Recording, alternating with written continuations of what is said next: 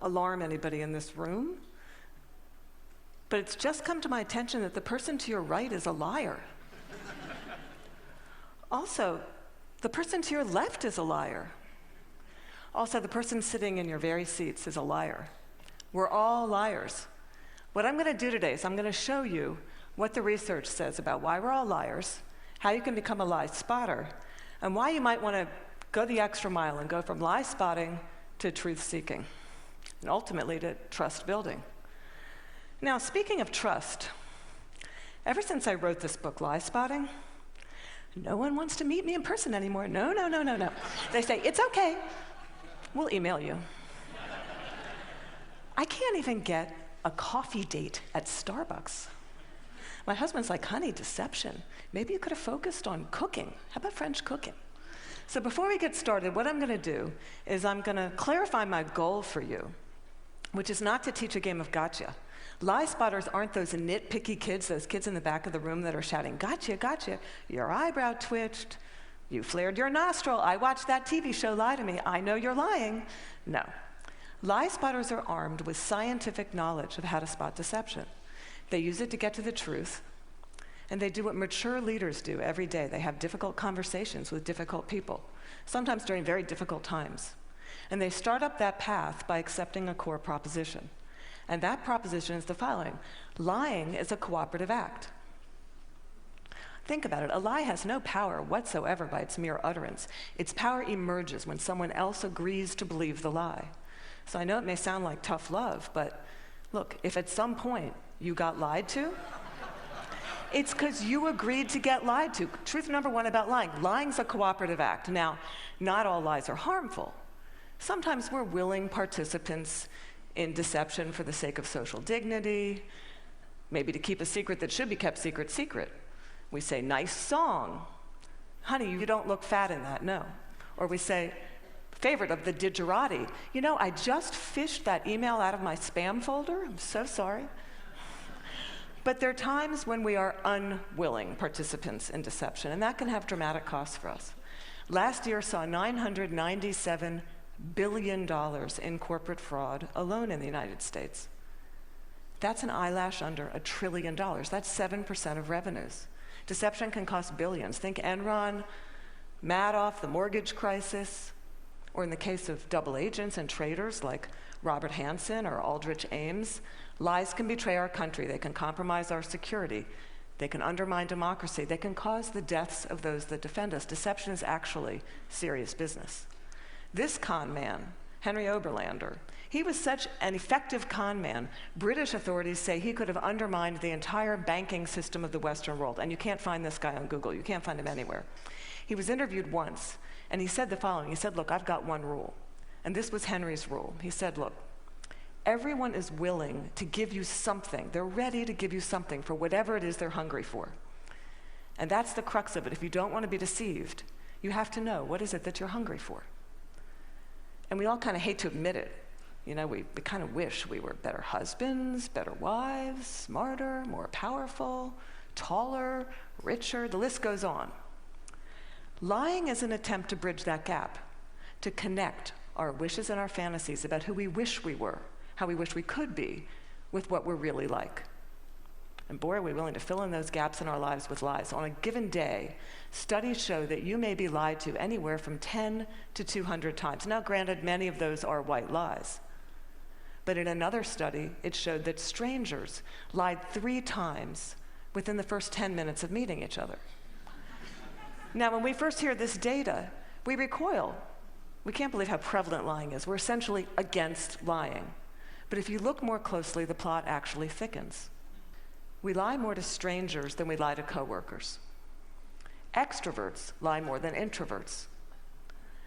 Men lie 8 times more about themselves than they do other people.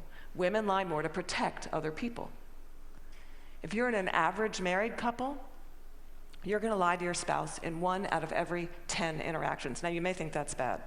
If you're unmarried, that number drops to 3. Lying's complex. It's woven into the fabric of our daily and our business lives. We're deeply ambivalent about the truth. We parse it out on an as-needed basis, sometimes for very, very good reasons, and other times just because we don't understand the gaps in our lives. That's truth number 2 about lying. We're against lying, but we're covertly for it in ways that our society has sanctioned for centuries and centuries and centuries. It's as old as breathing. It's part of our culture. It's part of our history. Think Dante, Shakespeare, the Bible, news of the world. Lying has evolutionary value to us as a species. Researchers have long known that the more intelligent the species, the larger the neocortex, the more likely it is to be deceptive. Now, you might remember Coco. Does anybody here remember Coco the gorilla, who was taught sign language? Coco was taught to communicate via sign language. Here's Coco with her kitten. It's her cute little fluffy pet kitten. Coco once blamed her pet kitten for ripping a sink out of the wall. We're hardwired to become leaders of the pack. It starts really, really early. How early? Well, babies will fake a cry, pause, wait to see who's coming, and then go right back to crying. 1-year-olds learn concealment. 2-year-olds bluff. 5-year-olds lie outright. They manipulate via flattery. 9-year-olds, masters of the cover-up. By the time you enter college, you're going to lie to your mom in 1 out of every 5 interactions. By the time we enter this work world, and we're breadwinners, we enter a world that is just cluttered with spam, fake digital friends, partisan media, ingenious identity thieves, world-class Ponzi schemers, a deception epidemic. In short, what one author calls a post-truth society. It's been very confusing for a long time now. What do? Well, there's steps we can take to navigate our way through the morass. Trained lie spotters get to the truth 90% of the time. The rest of us, we're only 54% accurate. Why is it so easy to learn? Well, they're good liars and they're bad liars. They're no real original liars. We all make the same mistakes. We all use the same techniques. So what I'm going to do is I'm going to show you 2 patterns of deception, and then we're going to look at the hot spots and see if we can find them ourselves. We're going to start with speech. I want you to listen to me. I'm going to say this again. I did not have sexual relations with that woman, Miss Lewinsky. I never told anybody to lie, not a single time, never. These allegations are false, and I need to go back to work for the American people. Thank you. Okay, what were the telltale signs? Well, first we heard what's known as a non-contracted denial. Studies show that people who are overdetermined in their denial will resort to formal rather than informal language. We also heard distancing language, that woman. We know that liars will unconsciously distance themselves from their subject using language as their tool. Now, if Bill Clinton had said, well, they tell you the truth, or Richard Nixon's favorite, in all candor, he would have been a dead giveaway for any lie spotter that knows that qualifying language, as it's called, qualifying language like that, further discredits the subject. Now, if he had repeated the question in its entirety, or if he had peppered his account with a little too much detail, and we're all really glad he didn't do that, he would have further discredited himself. Freud had it right. Freud said, look, there's much more to it than speech. No mortal can keep a secret.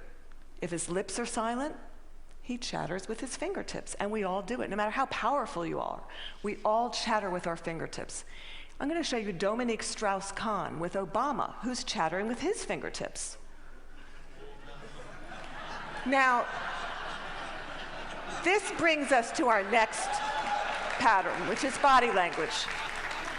With body language, here's what you got to do. You really got to just throw your assumptions out the door. Let the science temper your knowledge a little bit, because we think liars fidget all the time. Well, guess what? They're known to freeze their upper bodies when they're lying.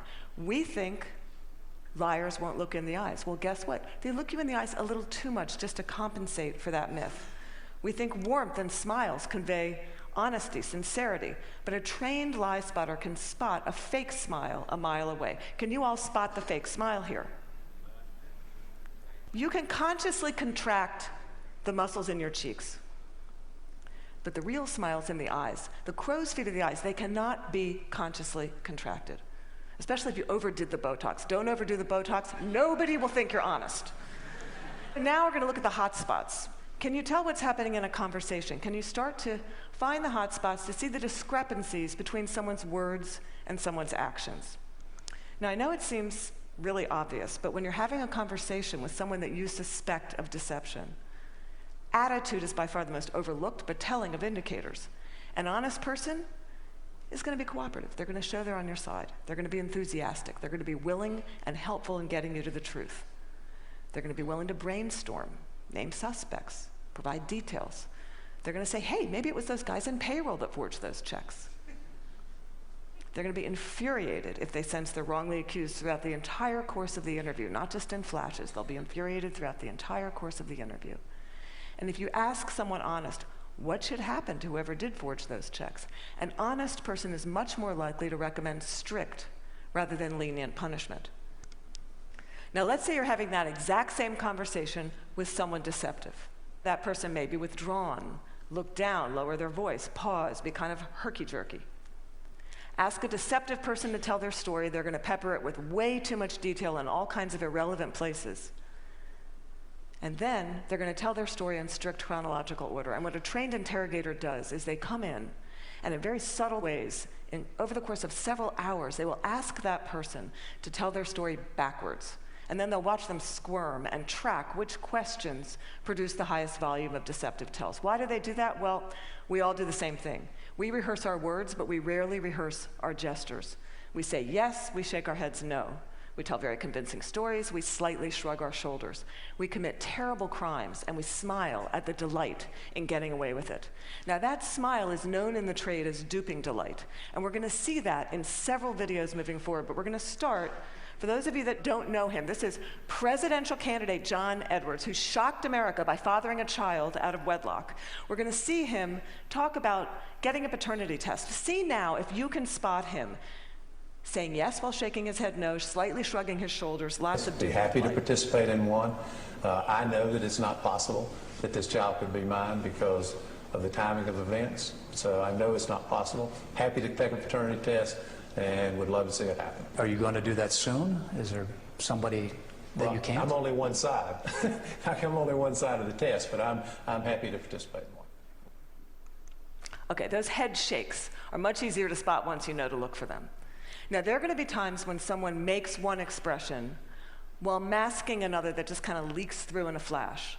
Murderers are known to leak sadness. Your new joint venture partner might shake your hand, celebrate, go out to dinner with you, and then leak an expression of anger. And we're not all going to become facial expression experts overnight here, but there's one I can teach you that's very dangerous and that's easy to learn, and that's the expression of contempt. Now, with anger, you've got two people on an even playing field. It's still somewhat of a healthy relationship, but when anger turns to contempt, you've been dismissed. It's associated with moral superiority, and for that reason, it's very, very hard to recover from. Here's what it looks like. It's marked by one lip corner pulled up and in. It's the only asymmetrical expression, and in the presence of contempt, whether or not deception follows, and it doesn't always follow, look the other way, go the other direction, reconsider the deal, say, no, thank you, I'm not coming up for just one more nightcap, thank you. Science has surfaced many, many more indicators. We know, for example, liars will shift their blink rate, point their feet towards an exit. They will take barrier objects and put them between themselves and the person that's interviewing them. They'll alter their vocal tone, often making their vocal tone much lower. Now, here's the deal. These behaviors are just behaviors. They're not proof of deception. They're red flags. We're human beings. We make deceptive, flailing gestures all over the place all day long. They don't mean anything in and of themselves. But when you see clusters of them, that's your signal. Look, listen, probe, ask some hard questions, get out of that very comfortable mode of knowing, walk into curiosity mode, ask more questions. Have a little dignity. Treat the person you're talking to with rapport. Don't try to be like those folks on Law and Order and those other TV shows that pummel their subjects into submission. Don't be too aggressive. It doesn't work. Now, we've talked a little bit about how to talk to someone who's lying and how to spot a lie. And as I promised, we're now going to look at what the truth looks like.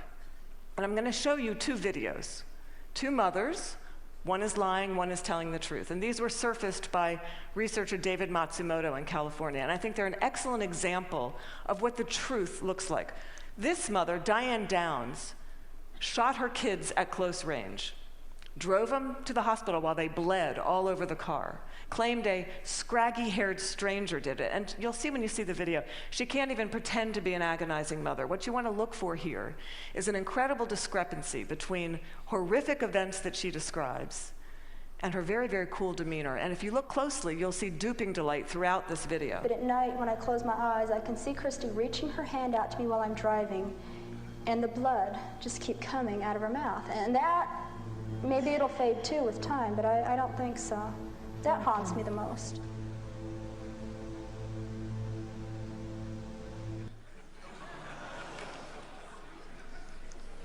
Now I'm going to show you a video of an actual grieving mother, Erin Runyon, confronting her daughter's murderer and torturer in court.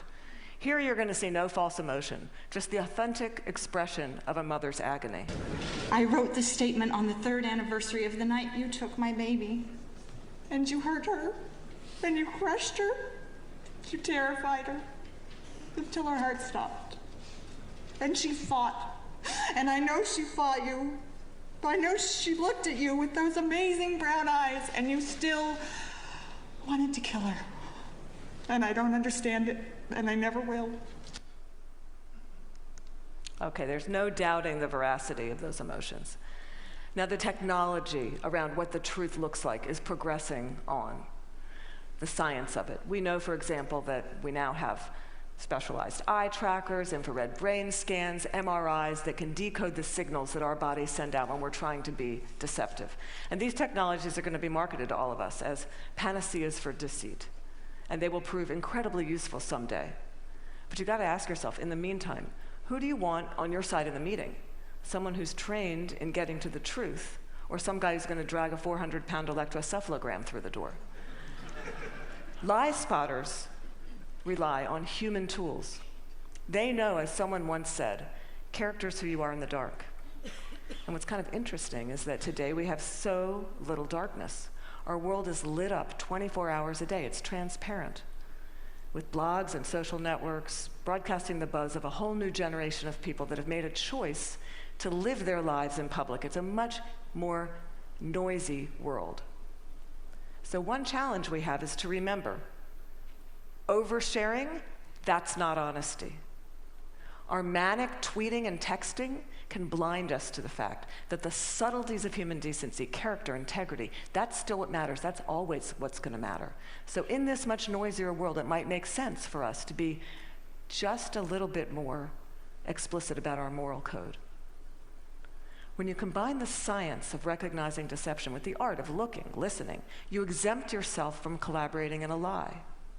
You start up that path of being just a little bit more explicit because you signal to everyone around you. You say, hey, my world, our world, it's going to be an honest one. My world is going to be one where truth is strengthened and falsehood